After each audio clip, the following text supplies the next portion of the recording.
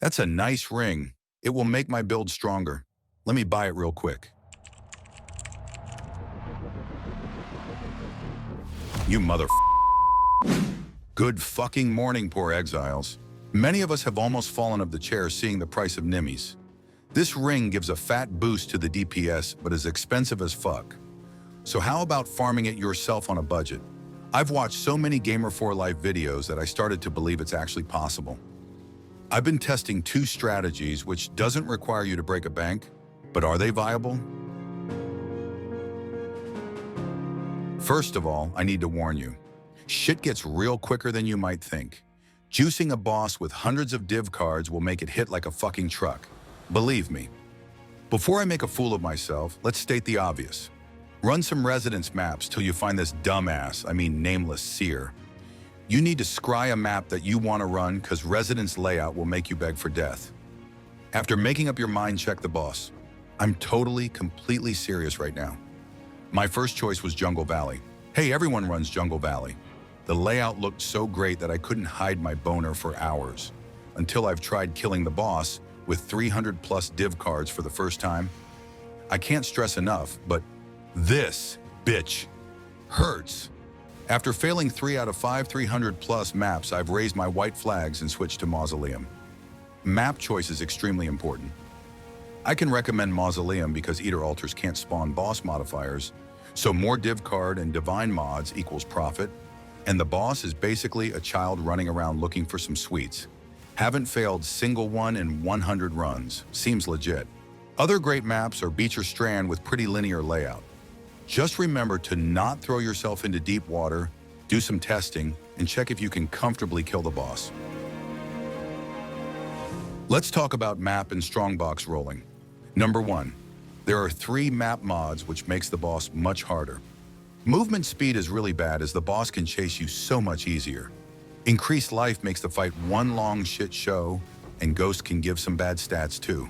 Check out Re and consider selecting those 3 mods, as I don't want any of these.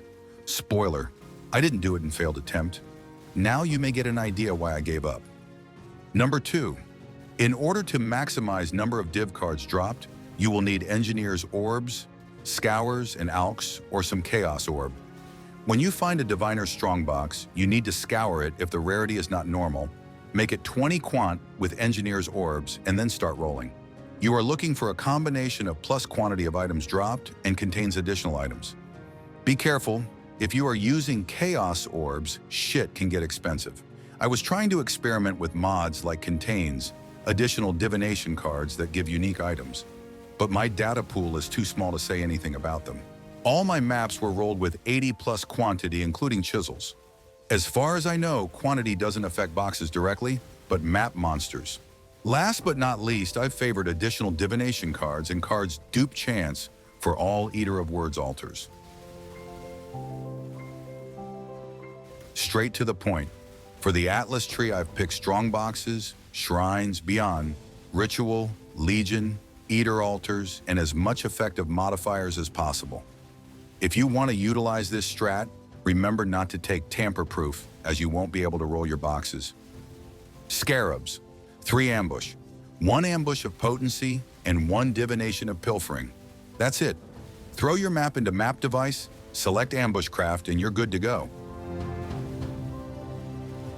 I need to be honest with you, this strat is so fucking boring that I had to go out and touch some grass. On average, you will see 1 Diviner's Strongbox per 3.8 maps. Bullshit, right? Not a single notable boss card drop in 50 maps. You are basically running Alch and go with some strong boxes. If you want to maximize the profit, you may consider rolling Arcanist strong boxes. Arcanist like Arcane, this Netflix League of Legends series. Artisan strong boxes are scam, remember that. Divine's time. I've got 4 Valdo's boxes and 6 raw Divine drops. That's all of interesting stuff. Total cost for 50 maps was 13.8 Divines. Excellence showed almost 22 Divines total, with thresholds set to 2 Chaos per item. Basically, all bubblegum currency and cheap cards were hidden. In the end, we're looking at 24 to 25 Divines total. With 3.5 minutes average per map, we've ended up making 3.7 Divines per hour. Strategy number 2 is pretty similar on the paper. Instead of using Ambush Scarab of Potency, you go with Ambush Scarab of Discernment. They are a bit more expensive, but holy shit, they make a difference. Pretty much everything else stays the same. Atlas Tree, Map Craft, and Map Rolling. As I consider this a semi-mid-budget strat, I've been rolling boxes with Chaos Orbs instead of Alks and Scours. It's much faster, but I felt like Chaos Orbs stock was being smuggled by UFO. They were going that fast. Before we talk about profits, please consider leaving a like and subscribing if you enjoy my videos. Besides cracking some jokes, I really try to provide some useful information for you guys. If my guides are shit, don't hesitate and fire some shots in the comments section. That's appreciated too. Enough of that bullshit, time for all the goods. This time I wasn't as disappointed as with the previous strat. I've had 5 nice ting sounds from Boss this time. 4 times Wealth and Power, 4 times the Enlightened, 4 times Imperfect Memories, 4 times the Fortunate and the Big Dick Drop, 4 times 7 Years Bad Luck. These cards alone are worth around 23 divines. On top of that, 1 Reliquary Key, 1 Voldos Box, 4 divines and Omen of Connection dropped. Total investment was 31.9 divines and Exile showed 53.4 divines return. Again, not counting all bubblegum and cheap cards, so we probably end up with something like 57 divines. As number of diviner strong boxes was much higher, 1.7 boxes per map, time per map also increased to 4 minutes and 23 seconds average. That leaves us at 6.8 divines per hour profit. Much better. Besides tracking investment and profit for each strategy, I've collected additional data like number of boss div cards dropped, number of diviner boxes per map. You can find everything in the spreadsheet down below. Important thing is that for 100 maps, not a single Nimbus cards dropped, which would make the profits skyrocket for either of strategies. Sad. I don't want to bore you to death, so let me quickly show 3 metrics. Total number of strong boxes, 13 to 85 in favor of mid-investment. Total boss div cards drops, 2,132 to 9,111 in favor of mid-investment. Div cards per divine spent, 154 to 285 in favor of mid-investment. I can't say that I'm satisfied with the results.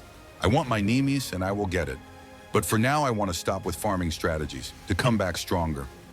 I will be making something that in the base case scenario should look like an imitation of Build Guide. Idea is to have an off-meta skill with fat-ass freezes. I want to freeze this 8-leg fucker to death. Goal for first iteration is to end with 5 divines budget max and be red map viable. That's going to be pretty fucking hard. Wish me luck. That's basically it for today. I've made a compilation of breathtaking boss drops for those who enjoy looking at money. There is also a small gamba hidden. Bet you won't stay to see it. Thanks for watching and see you next week, poor exiles.